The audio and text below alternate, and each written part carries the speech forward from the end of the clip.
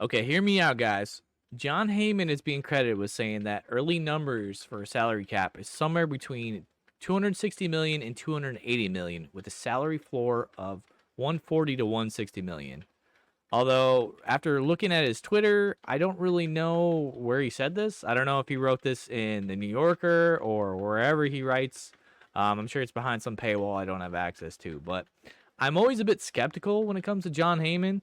He's just had some bad takes and some bad sources in the past, so he's kind of lost some credibility with me. But with all that said, let's talk about this. Let's dissect what's been put in front of us. Now, if I'm the players and the owners are coming to me with a salary cap of 260 to 280 million with a salary floor of 140 to 160, I'm trying my hardest not to lose my poker face, because this would actually be a best case scenario if it comes to salary caps. I mean, right now, there's only 5 teams that are above the 260 million payroll. It's the Braves, the Blue Jays, the Yankees, the Phillies, and the Mets, according to Spot Track. And even if this was agreed to, these teams would have a grandfathered clause that would allow them more time to basically lower their salaries and their paywall. And then also on the under end of the spectrum, on the salary floor, they also would have more time to fix the problem, because this ain't getting fixed in one off season. Now, when it comes to teams that are lower than the 140 million, there's 11 of them. And it's the Rockies, the Twins, the Pirates, the Cardinals, the Nationals, Athletics, Brewers, Rays, White Sox, Marlins, and Guardians. The average salary amongst all 30 teams in MLB right now are 181 million. So that's why I'm very skeptical about these suggested numbers. It almost makes me feel like the MLPA is using Heyman to leak false information just to gauge fan interest, and so that when the number is definitely lower, the fans turn on Manfred and the owner's faster than a Jordan Hicks fastball. Although I think that saying is probably outdated. But here's the thing I don't think people understand. Unless player control gets changed, the same average amount of free agents will still be free agents next year. The amount isn't likely going to change unless they somehow mess up the international signing stuff. If anything, it'll just get smaller too, because once MLB decides to do the expansion, well, that's 2 new teams that's going to need more players as well, so the player pool will shrink even more. So what does this mean? Well, it means the math ain't mathin'. The only way to raise the floor for these teams is to then overpay players to meet the salary floor, and teams are not going to do that.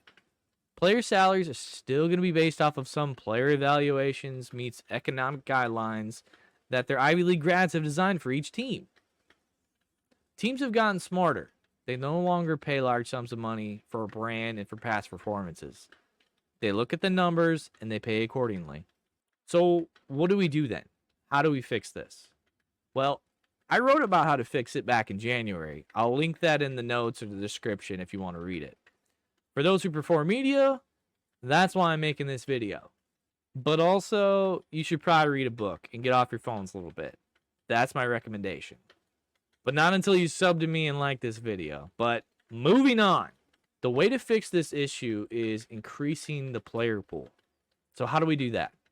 Well, we have to cut down the years of team control for players. Currently, that number is 6.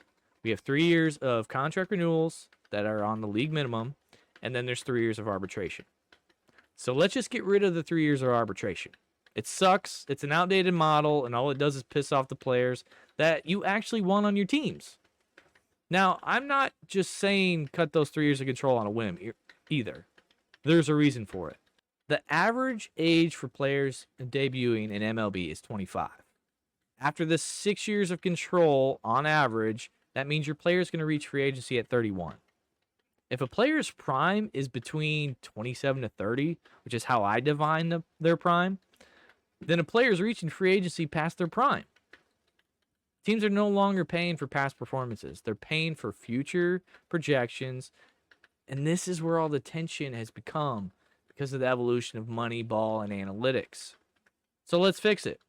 And we actually have one team that is a good example of what will likely happen if we do cut out the 3 years of player control, and it's the Athletics. Now, the Athletics aren't ahead of the curve. They don't know this is going to happen, and they're not being proactive. No, they're doing it so they still get their proper cut of the revenue sharing deal. But the legs are being proactive on re-signing some of the young players to contract extensions early so that they don't end up getting too expensive in the arbitration years, or they don't just end up losing them in the free agency. Let's back up a bit and let me explain this a little bit. If the players agree to a salary cap and the owners agree to trimming the years of player controls by 3 years, what happens? Well, first, I think the league minimum salary would increase. If the players are under team control for only 3 years, the league should easily do some increases. It might even help them out with their salary floors. After this, the crop of free agents would double. If you need the exact numbers and the data, you're going to have to read my article. If not, just go with it for now. With the doubled crop of free agents, every team should be able to compete in free agency, especially if a salary cap has been put in place. It should help even the playing field and create everyone's new favorite buzzword, parity. I still think that some teams / owners will still go the frugal route and stay out of the top tier free agents. But then the teams like the Rays will be more likely to go the athletics route and start signing some of the young players to extensions in order to maintain their budget better to their likings. Players will like this because they're getting guaranteed money earlier in their careers, and even free agents should be getting bigger and longer contracts since they're now in their prime years. Now, what are the extra variables? What are the oddball issues? I saw in foul territory that they said that they don't want this because it would create super teams like in the NBA. But I'm going to have to disagree with them because in the NBA, you can get away with paying 3 megastars, max deals, and then get some good veteran players or some draft picks alongside that are playing for the minimums or for playing for very cheap. But in baseball, you got to fill up a 26-man roster. Not to mention you also got to maintain your 40-man roster. It's not likely that you're going to be able to pay all these guys major deals, especially with a salary cap. With the length of the season and all the amount of injuries that happen in this sport too, the only creating of super teams are the teams that are in the top tier of the luxury cap bracket right now. And isn't that what the salary cap is here to stop? Another oddball potential issue will be those players in year 4 of their careers. Usually they'll be hitting their first year of arbitration and they still won't be making much. Now, say they've suffered an injury or they just haven't really been performing up to their expectations, then their contract, it might be a little bit of a wild card. Could we potentially have players struggling to find a job after about a few years? It's possible. I think teams are more likely to take a chance on these players, though, in their physical primes than an aging veteran that they're just trying to sign to fill out their 26-man roster. The younger player will always have the higher upside. Now, players have always wanted no salary cap because why would you want to limit your potential earnings? Well, as high as this salary cap number is, it really wouldn't change the current trajectory of earnings for players right now. But that's for right now. We'd have to look at this again in 20 years when the revenues and stuff continue to climb and climb and climb. But that's eventually when you would have to renegotiate and maybe you raise the cap and the floor. But you got to get to that point to begin with. Ideally, this would work out. The problem is, I don't think that these estimated numbers are the real numbers. I think the owners would want a number that's closer to 230 million and a floor of 115 million, which would impact the top of the bracket severely and not enough in the bottom floor. These numbers would hinder the earning salaries of the players a lot. This would leave 7 teams above the salary cap and only 8 teams below the salary floor. But the difference in the lowest is way different than the highest. The lowest team would only have to spend an additional 31 million or less, which is like adding 2 good players. Not even a star, maybe 1 star or 2 good players. But if you go to the top teams, they would have to cut 127 million and then trickle down.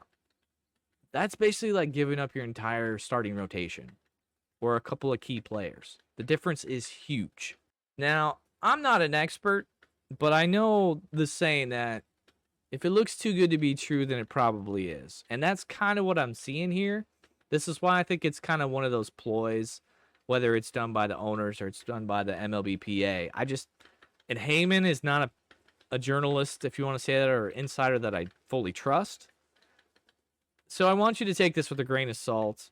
But if you have questions on how this might impact MLB going forward, if you have any oddball variables that you'd like to ask me about, feel free to comment in the questions or just reach out to me in general and we can discuss it in the Discord or through DMs.